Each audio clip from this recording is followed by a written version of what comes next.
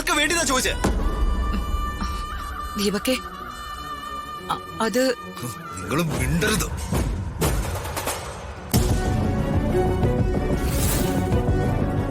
അയാൾ എന്നെ കൈകൊണ്ടും ബെൽറ്റ് കൊണ്ടും ഈ തല്ലെല്ലാം തല്ലിട്ടും നിങ്ങൾ എന്തുകൊണ്ട് എതിർത്തില്ല? എടാ അത് പ്രതാപനല്ലേ? പ്രതാപനല്ല, ദൈവം തമ്പുരാനായാലും സ്വന്തം മകനെ പട്ടിയെ പോലെ തല്ലുമ്പോ നോക്കി നിൽക്കുകയാണോ ചെയ്യണ്ടേ? എടാ ഞാൻ അപ്പൊ പ്രതികരിച്ച ഇവിടെ ആകെ പ്രശ്നമാവും. നമ്മൾ ചിലപ്പോ ഇവിടുന്ന് ഇറങ്ങി പോകേണ്ടി വരും. എന്തിനാ ഇവിടെ ഇങ്ങനെ കിടക്കുന്നത്? ആ ഇവരുടെ എല്ലാം ആട്ടും തുപ്പും തൊഴിയേറ്റ് ഇറങ്ങി പോയേക്കാം. അങ്ങനെ ഇറങ്ങി പോകാനൊന്നും ഞാൻ തയ്യാറല്ല. ഈ സ്വത്തുക്കളൊക്കെ എനിക്ക് വേണം. അത് മാത്രമല്ല, ഈ നാടിന്റെ ഭരണവും അതും നമുക്ക് വേണം. എന്നെ രക്തസാക്ഷിയാക്കിയിട്ടാണോ നിങ്ങൾ ഭരിക്കാൻ പോകുന്നത്? നീ എന്താടാ ഇങ്ങനെയൊക്കെ ചോദിക്കുന്നേ? ഞാൻ ഓരോന്ന് ചോദിക്കുമ്പോ നിങ്ങളെന്താ ഉരുണ്ട് കളിക്കുന്നേ? നിങ്ങൾക്ക് വേണ്ടിയല്ലേ ഞാൻ ഈ തല്ലെല്ലാം കൊണ്ടത്?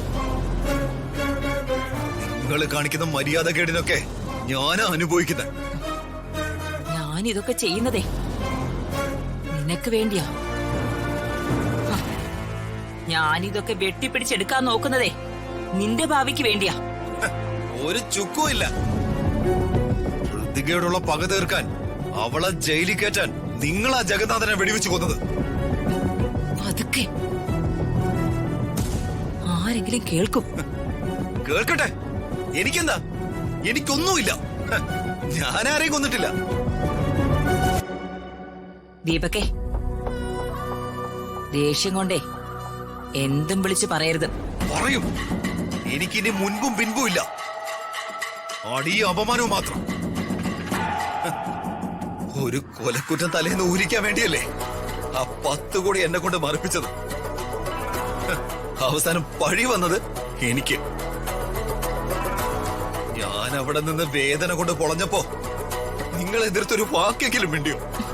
എടാ അങ്ങനെ ഞാൻ മിണ്ടിയ? ഞാൻ കൂടി അറിഞ്ഞിട്ട് ആ 10 കോടി മുക്കിയതെന്ന് പ്രതാപൻ അറിയില്ലേ? ആ അത് ശരി. അപ്പൊ ഞാൻ വൃത്തികെട്ടവനും നിങ്ങൾ നല്ലവരും.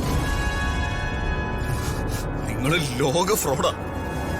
ആരെയും കൊല്ലാൻ നിങ്ങൾ മടിക്കില്ല. ആവശ്യം വന്നാ നിങ്ങൾ എന്നെയും കൊല്ലും. നിങ്ങൾ എന്റെ തന്തയെ കൊന്നതാണോ?